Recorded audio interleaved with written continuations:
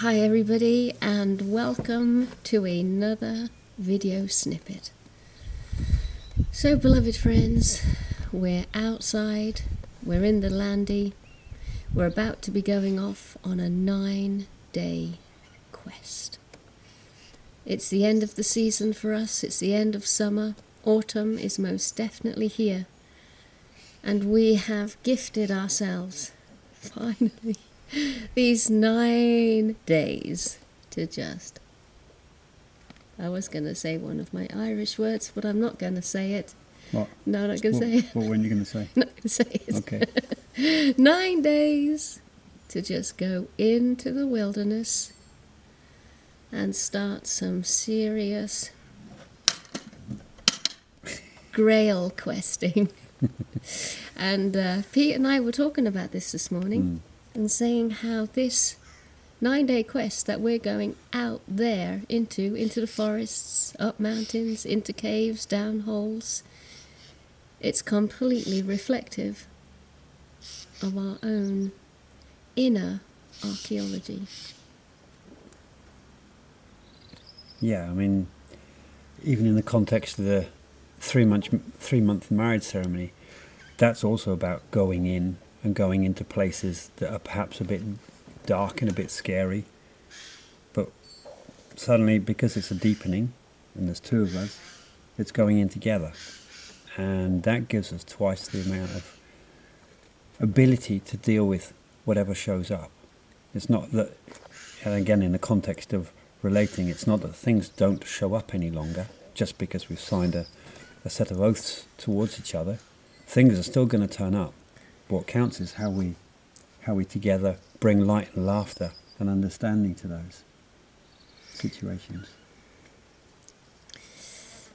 In a couple of hours, Pete and I will be walking old paths that may or may not be overgrown, that may be open, that might need the secateurs to open them back up again.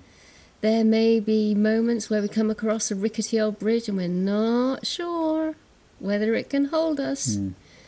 There'll be moments when he'll say, "Go on then, just go up there." And, and my knees buckle and I simply feel I absolutely cannot go up there. And of course he's at the top waiting patiently. I get very, very frustrated. And then all of a sudden the spirit fills me and I'm up. And again, very similar to this work that we're doing. I was saying to Pete this morning, if we cannot open up our land, which is our body and our experiences and the life that we've already lived, if we cannot open up our land, how on earth can we expect to be unearthed? How can we let our fellow archaeologists in to dig? Not to dig as in to poke and provoke, but to unearth latent and dormant gifts and treasures and items of forgetfulness. Open up your land. Let them in. Let them secure a corner and start digging. And certainly in the field of relating, there are many places that we can't get into on our own. We simply can't. In the analogy, if we're talking of caves and stuff like that, you need someone else with a rope to enable you to get in. Relating, we need the reflective surfaces of our partners to be able to have the courage to access places we probably didn't know were there before, and to show gifts we had no idea were there. And together we can reflect back at each other, work together to dig deep. Another beautiful quality in sacred marriage is the ability, for one, to be extremely practical, grounded, rooted, and realistic. That's okay. And the other one, to be the spiritual navigator. So, for instance, we're off on this 9-day Grail Quest, and already I'm at the mountain. Already there's a part of me that has gone up ahead to sense the path, to sense the weather, to sense which direction to head for. I'm already feeling what it's like to be walking in the forests and climbing the edge of the mountain. And especially what it feels like to look down into that hole. And Pete is getting our rucksacks ready, our water bladders, our walking sticks.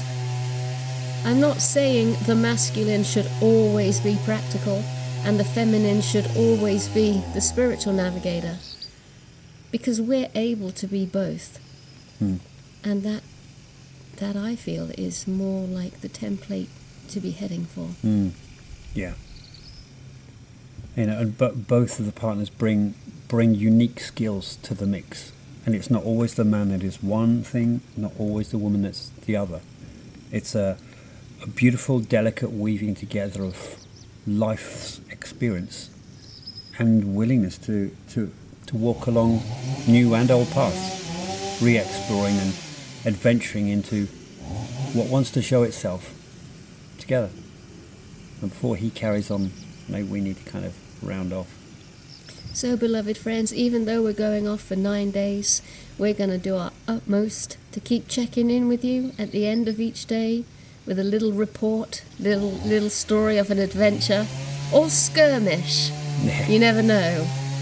And on that note, beloved friends, we have to leave because Evil Knievel is around the corner revving at his bike, and we have a grail to catch.